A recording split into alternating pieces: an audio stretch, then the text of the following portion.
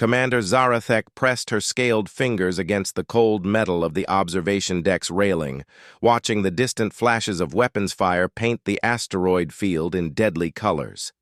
Her people, the Veltar, had been fighting this war for 3 cycles now, and they were losing badly. The enemy was relentless. The Korthak Empire had swept through 7 star systems, leaving nothing but dead worlds and broken civilizations in their wake. Their ships were faster, their weapons more powerful, and their soldiers seemed to feel no fear. Zarathek had lost 2 fleets already, along with most of her experienced captains. Commander, her aide, Sub-Lieutenant Rixon, approached with careful steps. The young Veltar's blue scales were pale with stress. The Council has sent new orders. Zarathek turned her amber eyes toward him, noticing how his hands shook as he held the datapad. What do they want now? More impossible victories? They want you to meet with a representative from the Terran Coalition, Rixon said, his voice barely above a whisper. Apparently, the humans are offering to help negotiate a peace treaty. The commander's scaled brow furrowed. She had heard of the humans, of course. They were a relatively new species in the galactic community, having achieved faster-than-light travel only 200 cycles ago. Most species considered them primitive, barely worth notice. They had no great fleets, no mighty weapons, and their worlds were small and scattered. The humans? Zarathek couldn't hide her confusion. What could they possibly offer? The Korthak have ships that could destroy their entire homeworld in minutes. I don't know, Commander, but the Council seemed hopeful. They said the human representative specifically requested to meet with you.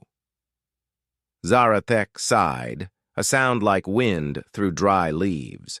Her people were desperate, that much was clear. When you were drowning, you reached for any branch, even a broken one. Very well. Where is this meeting supposed to take place?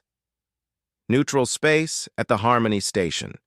The human representative is already waiting there. 3 hours later, Zarathek found herself sitting across from the strangest being she had ever encountered. The human was male, according to the briefing materials, though she found it difficult to tell with their soft pink skin and lack of obvious physical differences. He was smaller than she had expected, barely reaching her shoulder if they both stood. His name was Marcus Chen, and he wore a simple gray uniform with no military decorations. What struck her most were his eyes. They were dark brown, almost black, and they seemed to take in everything around him with a calm intensity that made her scales prickle with unease. Commander Zarathek, Marcus said, his voice carrying a strange warmth that she wasn't used to hearing in diplomatic meetings. Thank you for coming. I know your people are in a difficult situation. Difficult is one way to put it, she replied, studying his face for any sign of deception. My species is facing extinction, Mr. Chen. The Korthak show no mercy, take no prisoners, and accept no surrender. What exactly do you think you can do about that? Marcus leaned back in his chair, a small smile playing at the corners of his mouth. I understand your skepticism. Most species see humans as insignificant. We don't have massive fleets or planet-killing weapons. We're not the strongest or the fastest or the smartest species in the galaxy. Then what are you? Zarathek asked bluntly. We're persistent, Marcus said simply. And we're very, very good at war. Zarathek's laugh was harsh. Good at war? Your entire military consists of perhaps 50 ships. The Korthak have 10,000. Numbers aren't everything, Commander. Tell me, what do you know about human history? Very little, she admitted. Your species is new to galactic politics. Marcus nodded. We've been fighting wars for thousands of years, Commander. Not against aliens, but against each other. We've perfected the art of turning peaceful farmers into deadly soldiers, of making weapons from anything we can find, of winning battles we had no business surviving. He paused, his dark eyes growing distant. We've fought in frozen wastelands where the temperature could kill you in minutes, We've fought in jungles so thick you couldn't see 5 feet ahead. We've fought in cities reduced to rubble, on beaches where the sand was red with blood, in the emptiness of space where one small mistake means death. Zarathek felt a chill run through her scales. There was something in the human's voice, a quiet certainty that made her believe every word he said. "But that's all in the past," she said. "The Korthak have weapons that could turn your entire planet to glass." "Perhaps," Marcus agreed. "But they've never fought humans before. They don't understand what we're capable of when we're desperate. When someone threatens our friends, our allies, our families, we become something different." He leaned forward, his eyes meeting hers. "The Korthak are bullies, Commander. They're used to overwhelming force working against species that fight conventionally. But humans, we don't fight conventionally. We adapt, we improvise. We find ways to turn our enemy's strength against them." "Even if I believed you," Zarathek said, "what are you proposing? That 50 human ships somehow defeat the entire Korthak armada?" "I'm proposing a partnership," Marcus said. "Your people have ships, resources, knowledge of Korthak tactics. We have other things. Things that might surprise you." "Such as?" Marcus smiled again, but this time there was something almost predatory in the expression. "Creativity, Commander. The ability to think outside the box. The willingness to do whatever it takes to win." Zarathek studied the human's face for a long moment. He looked so ordinary, so harmless. But there was something in his eyes, something that reminded her of the deep space predators that hunted in the void between stars. "What exactly are you asking for?" she said finally. "A chance," Marcus replied. "Give me operational command of a small joint force. Humans and Veltar working together. Let me show you what we can do. And if you fail, then you'll be no worse off than you are now," Marcus said. "But if we succeed, if we can break the Korthak advance, maybe even push them back, would that be worth the risk?" Zarathek was quiet for a long time, thinking. Her people were dying. Her fleets were scattered and broken. The council was talking about evacuation plans, about abandoning their homeworld and fleeing to the outer rim. They had nothing left to lose. "What kind of force are you talking about?" she asked. "Small," Marcus said. "Maybe 20 ships total, half human, half Veltar. Volunteers only. People who understand that this might be a one-way mission." 20 ships against 10,000? "David killed Goliath with a single stone," Marcus said. "Sometimes it's not about the size of the weapon, but where you aim it." Zarathek didn't understand the reference, but she could sense the confidence behind it. Against all logic, against all reason, she found herself believing this strange, soft-skinned alien. "If I agree to this," she said slowly, "if I give you command of some of my ships and my people, what guarantee do I have that you won't just get them all killed?" Marcus was quiet for a moment, and when he spoke, his voice was soft but firm. "You don't, Commander. War doesn't come with guarantees. But I can promise you this. Every human under my command would gladly die to protect your people. That's who we are. That's what we do." The simple sincerity in his voice hit Zarathek like a physical blow.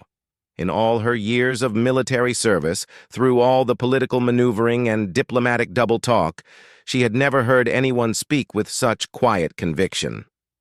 "Why?" she asked. "Why would humans die for us? We've never done anything for your species." "Because it's the right thing to do," Marcus said. "Because the strong should protect the weak. Because no one deserves to be exterminated just because someone stronger wants their territory." He stood up, extending his hand toward her. "Will you trust me, Commander? Will you give us a chance to help?" Zarathek looked at the offered hand, so small and soft compared to her own scaled talons.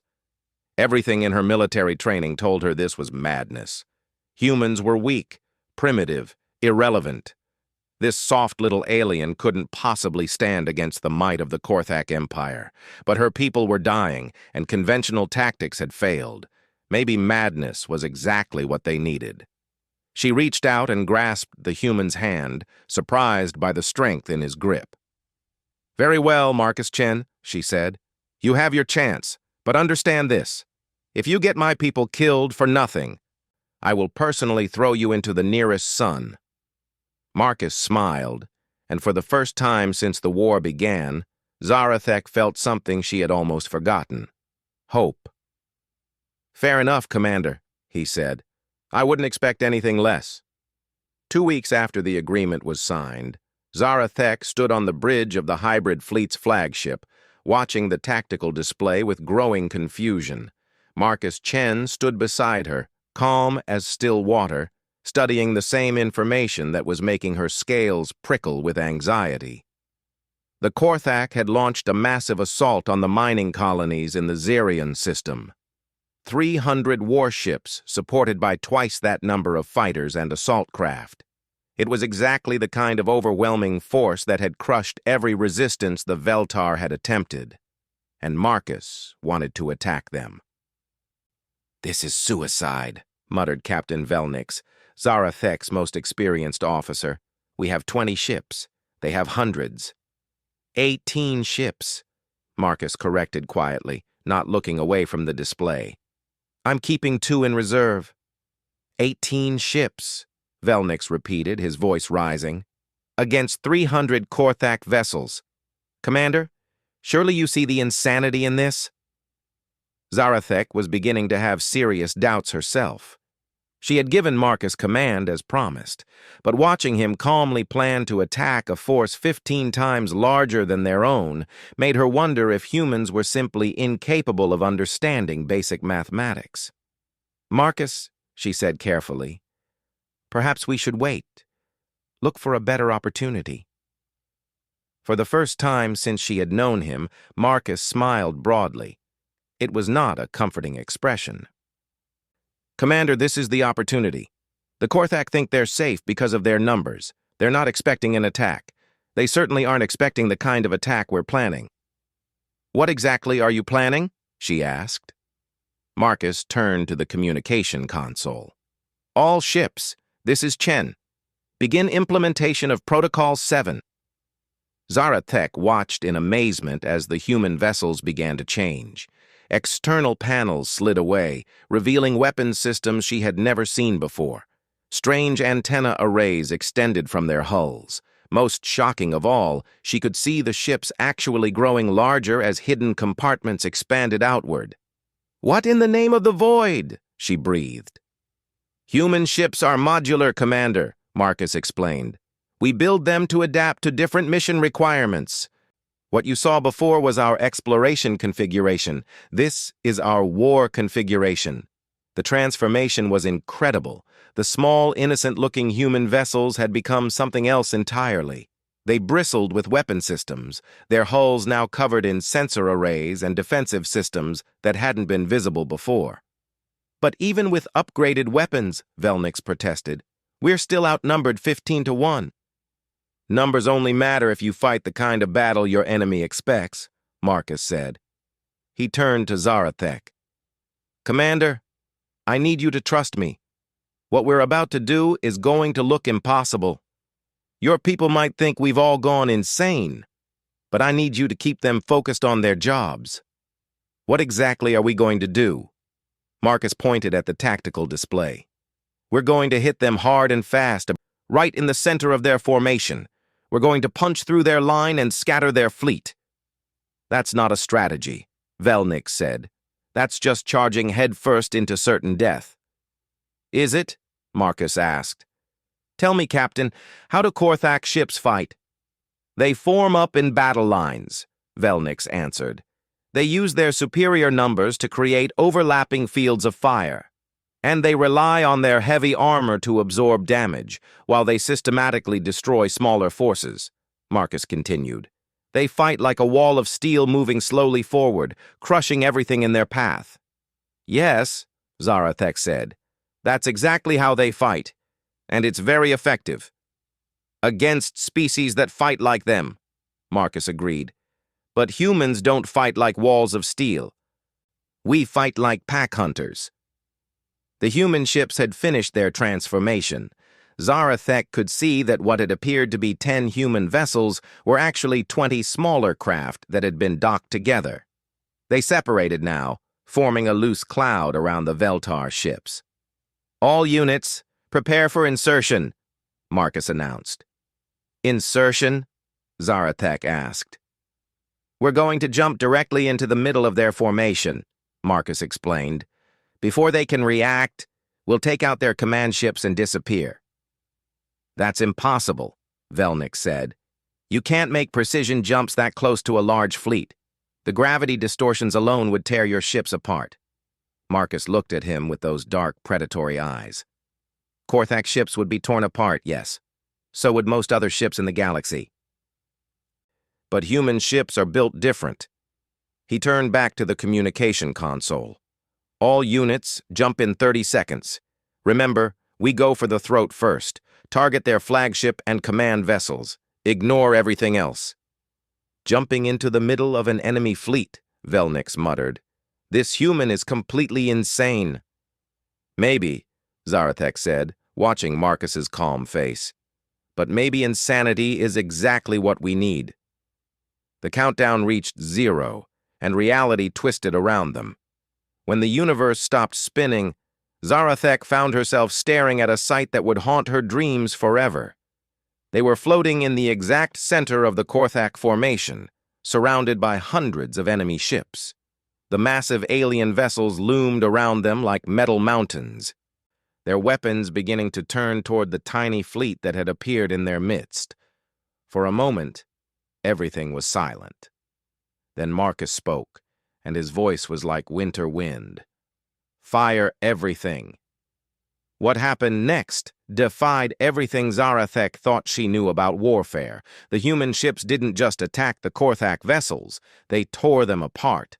Weapons that looked small and insignificant carved through heavy armor like it was paper. The Veltar ships, following the humans' lead, targeted the wounded enemy vessels with their own weapons. But it was the humans who truly terrified her. They didn't just fight, they hunted. Each human ship moved like it was alive, twisting and dodging through the Korthak formation with impossible grace. They seemed to know exactly where their enemies would fire before the shots were even taken. They worked together like parts of a single organism, covering each other, setting up devastating crossfire, picking apart the enemy formation with surgical precision. The Korthak flagship, a massive dreadnought 3 times the size of any ship in Zarathek's fleet, exploded in a ball of fire so bright it hurt to look at. The human ship responsible for the kill had somehow gotten underneath its shields and fired directly into its reactor core. "How is this possible?" Velnix whispered. Zarathek didn't answer. She was watching Marcus, and what she saw chilled her to the bone. The quiet, polite human she had made a deal with was gone. In his place stood something else. Something that watched the destruction of the enemy fleet with cold satisfaction. "All human units, begin Phase 2, Marcus announced. "Hunt and scatter. Don't let any of them regroup." The human ships spread out like a pack of wolves, each one selecting different groups of enemy vessels to attack. They moved through the Korthak formation like sharks through a school of fish, striking and retreating before the larger ships could bring their weapons to bear. In less than 10 minutes, the Korthak formation was in complete disarray. Ships fled in all directions, some firing wildly at targets they couldn't even see, others simply trying to escape the nightmare that had materialized in their midst. "Commander," one of her officers reported, his voice shaking. "Long-range sensors show Korthak ships jumping out of the system. They're retreating." "All of them?" Zarathek asked. "Yes, Commander. The entire fleet is in full retreat." She looked at Marcus, who was calmly studying the tactical display as if he had just finished a routine training exercise. "How many ships did we lose?" "None," Marcus replied. 3 human vessels took damage, but nothing serious. All Veltar ships are intact. We destroyed or scattered a force of 300 ships, Zarathek said slowly. And we lost nothing? The element of surprise is a powerful weapon, Marcus said. So is fighting a battle your enemy doesn't understand. Captain Velnik stared at the tactical display, where the scattered remains of the Korthak fleet were shown as fleeing red dots. I've never seen anything like that in my life. Most species haven't, Marcus agreed. Humans fight differently than everyone else. We don't try to overpower our enemies. We try to outsmart them. We look for weaknesses, exploit them, and strike before they know what's happening. But how did your ships move like that? Zarathek asked. How did you dodge their weapons so easily? Practice, Marcus said simply. Humans have been fighting each other for thousands of years. We've learned to read our enemies, to predict their movements, to think several steps ahead. Your average human pilot has reflexes and tactical awareness that most species would consider impossible. He gestured toward the display showing the fleeing Korthak ships. The Korthak are used to fighting species that stand and trade shots with them. They expect their enemies to line up like good little soldiers and die in an orderly fashion. They've never fought anyone who was willing to jump into the middle of their formation and start a knife fight. A knife fight? Velnix asked. Close quarters combat, Marcus explained. Getting in too close for their big guns to track you properly, making them fight on your terms instead of theirs. Zarathek realized she was trembling slightly. You planned this from the beginning, didn't you? You knew exactly how this battle would go. Marcus turned those dark eyes toward her, and she saw something in them that made her scales stand on end.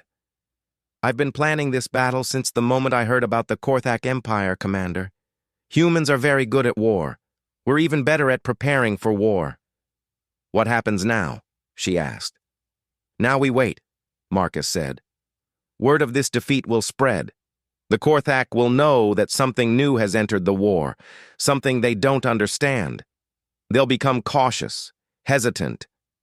They'll start second-guessing themselves. He smiled that predatory smile again. Fear is a weapon too, Commander. And right now, the Korthak are learning to fear humanity. As the last of the enemy ships disappeared from their sensors, Zarathek found herself looking at Marcus Chen with completely new eyes. The soft, harmless alien she had met at Harmony Station was gone, replaced by something far more dangerous. She was beginning to understand that she hadn't just allied with humans. She had unleashed them, and she wasn't sure if that was a blessing or a curse. As they shook hands, sealing their unlikely alliance, Zarathek couldn't shake the feeling that she had just made a deal with something far more dangerous than it appeared. But sometimes, when you were fighting monsters, you needed to become something monstrous yourself. 3 months had passed since the battle at Zerion, and the war had changed completely. Zarathek stood in the observation deck of the new Joint Command Station, watching human and Veltar engineers work together to modify her people's ships. The transformation was remarkable, but it wasn't just the technology that had changed. Her people had changed too. She could see it in the way they moved, the way they talked, even the way they looked at the stars. The desperate fear that had consumed the Veltar for cycles was gone, replaced by something she had never expected to see: confidence. Her warriors actually believed they could win now, and they were winning. In the 3 months since humans had entered the war, the Korthak Empire had lost more territory than they had gained in the previous 3 years. Every battle was a defeat for them. Every engagement ended with their ships fleeing in confusion and terror. But the victories troubled Zarathek more than the defeats ever had. Commander, Marcus said, approaching from behind. She had learned to recognize his footsteps. Humans moved differently than other species, with a predatory quietness that made her scales prickle even when she knew he was friendly. Marcus, she acknowledged without turning around. I've been reading the reports from the Kravos engagement. Ah. Marcus joined her at the railing, his dark eyes studying her face. "You have concerns." It wasn't a question. The humans seemed to read her moods with disturbing accuracy, another trait that she was learning all humans shared. They were observers, students of behavior and psychology in ways that her species had never developed. 700 Korthak ships, she said slowly. Gone. Not just defeated, obliterated. The survivors are calling it the Kravos Massacre. It was efficient, Marcus agreed. Efficient? Zarathek turned to face him, her amber eyes burning with something between anger and fear. Marcus, there were 60,000 beings on those ships. 60,000 living creatures, wiped out in less than an hour. Yes, Marcus said simply. Would you prefer that they had lived to kill more of your people? The question hit her like a physical blow. That's not the point. The way your people fought, it wasn't just victory, it was annihilation. Your pilots seemed to enjoy it. Marcus was quiet for a long moment, his face showing that strange human expression she had learned meant deep thought. Commander, can I tell you something about my species? Something that might help you understand? I'm listening. Humans are predators, Marcus said. Not just in the biological sense, though that's part of it. We're social predators, pack hunters. We evolved by working together to bring down creatures much larger and more dangerous than ourselves. He gestured toward the window, where Korthak prisoners were being transferred to detention facilities. When humans fight, we don't just try to defeat our enemies. We try to break them, completely, so that they never threaten us or our allies again. But the way you do it, Zarathek protested. The tactics you use, some of them seem cruel. Marcus nodded. They probably do. To someone who didn't evolve as we did. Tell me, Commander, what do you know about human history? Our wars against each other? Very little. We fought wars that lasted decades, Marcus said, his voice growing distant. Wars where entire cities were reduced to ash. Wars where the death toll was measured in the millions. We've created weapons that could destroy all life on a planet, and we came very close to using them. Zarathek felt a chill run through her scales. You're saying humans are naturally violent? I'm saying humans understand violence in ways that most species don't, Marcus corrected. We know what it takes to truly defeat an enemy. Not just to make them retreat, but to make them never want to fight you again. He turned to look directly at her. The Korthak Empire has existed for 2,000 years. They've conquered dozens of star systems, enslaved entire species, committed genocide on a scale that's hard to imagine. They've never been truly defeated because no one has ever been willing to do what it takes to defeat them. And you are? We are, Marcus confirmed, because we understand what they are. They're bullies on a galactic scale, and there's only one way to deal with a bully. You hit them so hard they never want to bully anyone again. Zarathek looked out at the detention facilities again. The Korthak prisoners moved with a defeated shuffling that she had never seen from their species before.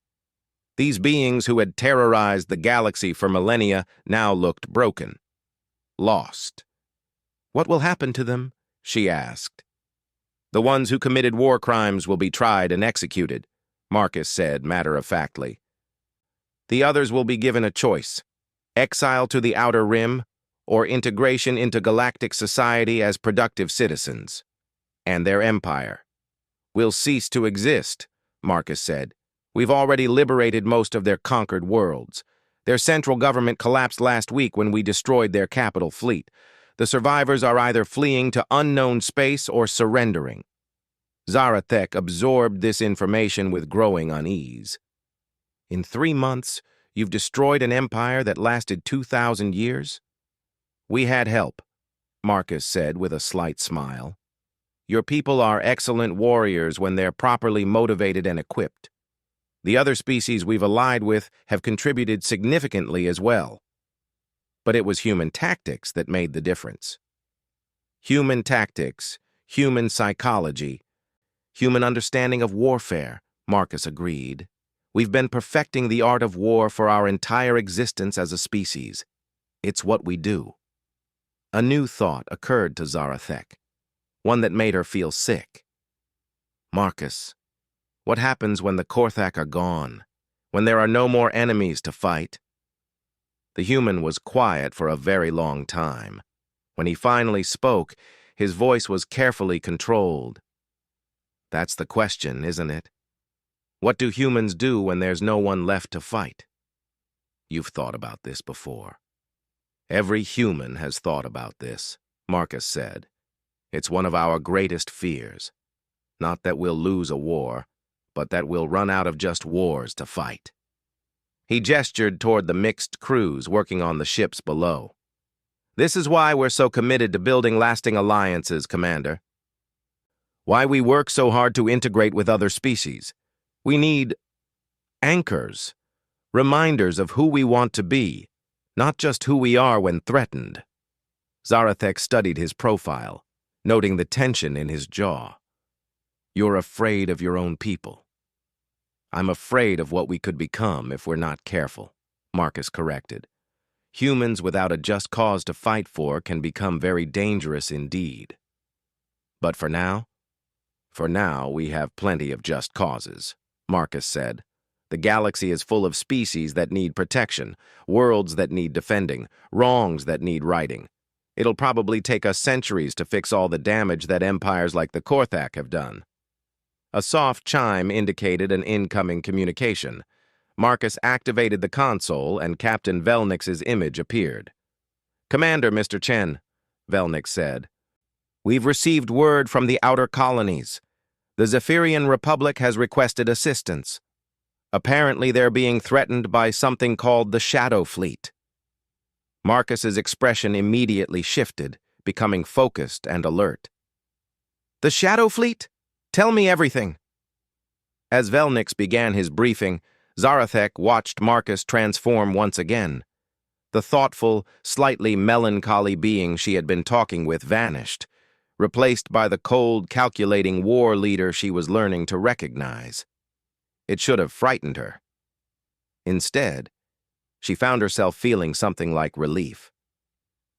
Marcus, she said when Velnix had finished his report.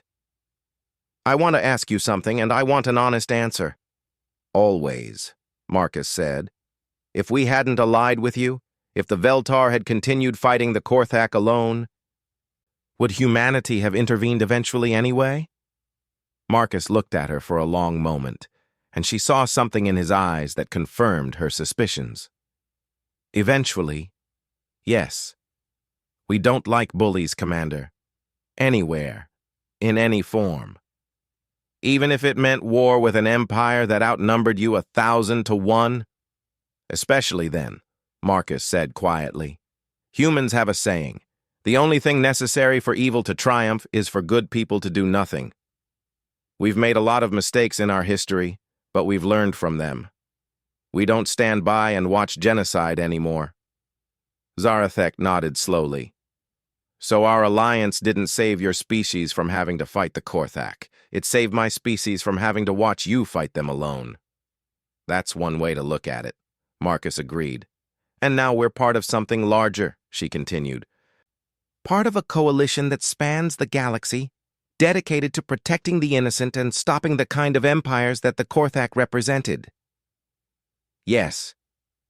Led by humans. Guided by humans, Marcus corrected. We're not interested in ruling the galaxy, Commander. We're interested in protecting it. Zarathek thought about everything she had learned over the past months. The incredible tactical abilities, the psychological warfare, the absolute dedication to victory, the strange mix of ruthlessness and compassion that seemed to define humanity. I think I'm beginning to understand, she said finally. Humans aren't just warriors. You're shepherds, protecting the flock from the wolves, even when it means becoming wolves yourselves. Marcus smiled, and for the first time since she had known him, it was a genuinely warm expression. That might be the best description of humanity I've ever heard, Commander. He turned toward the communication console. "Velnix, prepare the fleet. We have Zephyrians to protect." As the captain acknowledged the order and began preparing for their next mission, Zarathek realized that her initial fears had been completely wrong. She hadn't made a deal with monsters. She had made a deal with guardians. The fact that they could become monsters when necessary was just part of what made them such effective guardians. "Marcus," she said as they prepared to leave for their next battle. "Yes?" "Thank you for everything you've done, for everything you're going to do." Marcus nodded, his expression serious. "Thank you for trusting us, Commander, for giving us the chance to be who we want to be." As they walked toward the bridge together, Human and Veltar side by side, Zarathek reflected on how much had changed since that first meeting at Harmony Station. She had been looking for someone to save her people from extinction. Instead, she had found humanity. And in doing so, she had helped them save the galaxy. She just hoped they could all live with the consequences of that salvation. She just hoped that when this was all over, the humans would still be on her side.